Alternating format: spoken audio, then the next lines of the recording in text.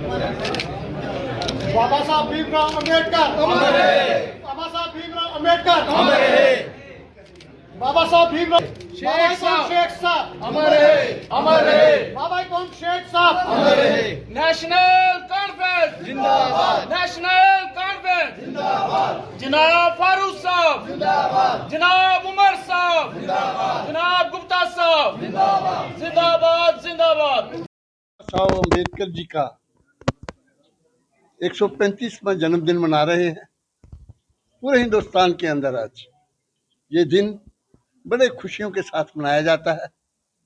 बाबा कौम ने हिंदुस्तान को जो एक आइन दिया है उसकी मिसाल कहीं नहीं है। आप इंग्लैंड में देखिए या बाकी मुल्कों में देखिए, रिटन कॉन्स्टिट्यूशन जो है वो हिंदुस्तान को जो बाबा कौम ने ही दिया। इन्होंने देखिए एक छोटे से परिवार से, गरीब परिवार से इनका जन्म मध्य प्रदेश के एक छोटे से गांव में हुआ, लेकिन पूरी दुनिया के अंदर उन्होंने जो अपने नूर फैलाया, जो अपनी रोशनी फैलाई, वो आपके सामने है। आज हम यही समझते हैं कि आज उनको हम जो श्रद्धांजलि दे रहे हैं वो यही इसी बात के लिए कि इक्वलिटी, उनका यही एक था। सोशलिज्म, सेकुलरिज्म और डेमोक्रेसी उनके 3 पिलर थे। यही इन्होंने अपने कॉन्स्टिट्यूशन में व्याख्यान किया है। और बड़ी खुशी की बात है कि जो उन्होंने कॉन्स्टिट्यूशन में कहा उसको सही मायनों में इम्प्लीमेंट जो किया वो बाबा कौम शेर कश्मीर ने किया। इक्वलिटी, उन्होंने लैंड टू द टिलर जो दिया वो मैं समझता हूँ कि एक बहुत बड़ी देन थी। वो डॉक्टर अम्बेडकर जी का ही कहना था। सेकुलरिज्म का जो अज़म उन्होंने किया, जो झंडा उन्होंने उठाया पूरे मुल्क के अंदर और जम्मू कश्मीर के अंदर। महात्मा गांधी ने कहा था कि मुझे अगर 1947 में कहीं रोशनी की किरण नजर आई है तो वो कश्मीर से आई था।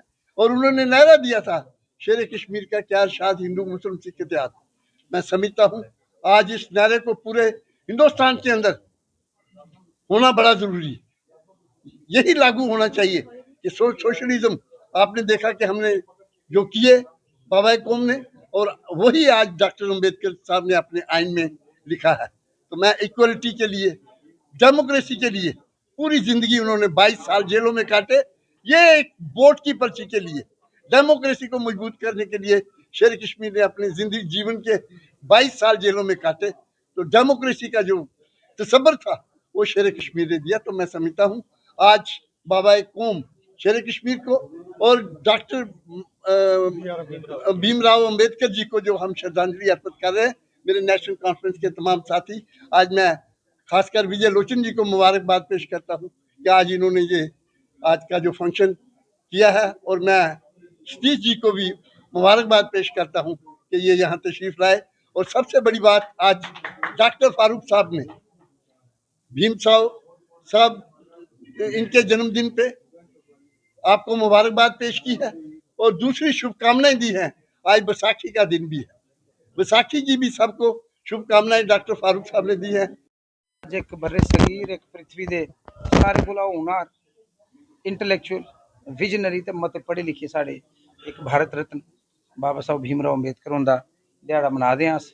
और एक परमात्मा अग्गे विनती करने कि उन्हें अपने चरणें च रखे, जो देई ये दिन असेंगी ओहदे कोला खूबसूरत आइन कॉन्स्टिट्यूशन पूरे विश्व च नहीं। मैं अंग्रेजें कोल भी रहा, पढ़िया भी उत्थै, उन्हें भी मिगी लगता है कि इन्नी खूबसूरती वो दे नहीं सके जो बाबा साहब असें देई है। किन्नी मुश्किलातें कन्नै वो एक इंसानियत की मूर्ति है, एक संघर्ष की मूर्ति है। और उस जमाने जो समाज बंडे दा, अंग्रेजें असें बंडने की कोशिश की, अस अज थोड़ी बंडोए दे। बदकिस्मती ये जो अंग्रेज वो कीड़ा एक छोड़िए वो असें अज भी खोखला करा दा। लेकिन अज जरूरत है बाबा साहब अम्बेडकर के मूल्यों पर, सिद्धांतें पर चलना। सर समाज की भलाई, सारे बराबर होंगे परमात्मा का बनाया था। हर अस लोग वसुदेव कुटुंबकम वाले लोग हाँ, अस एक ओंकार च मनने वाले लोग हाँ, एक नूर से हम सब उपजे। वी बिलीव इन सर्वे भवन्तु सुखिनः सर्वे सन्तु निरामया। उस सिद्धांत पर चल के तो हिंदुस्तान आज पूरे वर्ल्ड में सबसे आगे जाएगा। ये सदी हिंदुस्तान की है, ये सदी हिंदुस्तान की है। पिछली सदी ये मैं देख रहा हूँ, मेरे पास 8-10 किताबें हैं। ट्रम्प वाली क्या करनी जरा मैं, इसीलिए हमें दे गए इंडियन कॉन्स्टिट्यूशन, उसका मुकाबला ही कोई। मैंने आरपी सेठी का कॉन्स्टिट्यूशन पढ़ा है, दुनिया भर के जो किताबें हैं, तो उसका तर्जुमा ही नहीं कर पाते कुछ लोग। आज ज़रूरत है नई पीढ़ी को बताना कि बाबा साहब ने कितनी मुश्किलें देखी और कैसे उनको किस किस ने मदद की, और उनकी आत्मा की शांति के लिए सही श्रद्धांजलि उनको यही है कि हम उनके सिद्धांतों पर चलें, सर्व समाज का भलाई के लिए, और उस कॉन्स्टिट्यूशन को बचाना हमारी प्राथमिकता है। कुछ लोग उसको तोड़ने की कोशिश कर रहे हैं, लेकिन उसको हमने बचाना है, यही उनको सच्ची श्रद्धांजलि है। यही हमारे कायद डॉक्टर साहब और हमारे ऑनरेबल चीफ मिनिस्टर साहब की हमें इंस्ट्रक्शंस भी हैं, और हमें जो गाइडेंस भी है कि आज हमारी डाइवर्सिटी हमारी ताकत है, उसे तोड़ने की कोशिश की जा रही है, चाहे वो नशे के माध्यम से कर रहे हैं, चाहे हमें बांट रहे हैं, चाहे सियासी पार्टियों में। हम सब तो एक हैं, मकसद जनसेवा है। जो इन्होंने की उसके ऊपर हमें चलना है, और एक बार फिर हिंदुस्तान को मजबूत बनाना है, और कॉन्स्टिट्यूशन को ज़रूर बचाना है। बहुत बहुत शुक्रिया। जय हिंद, जय भारत।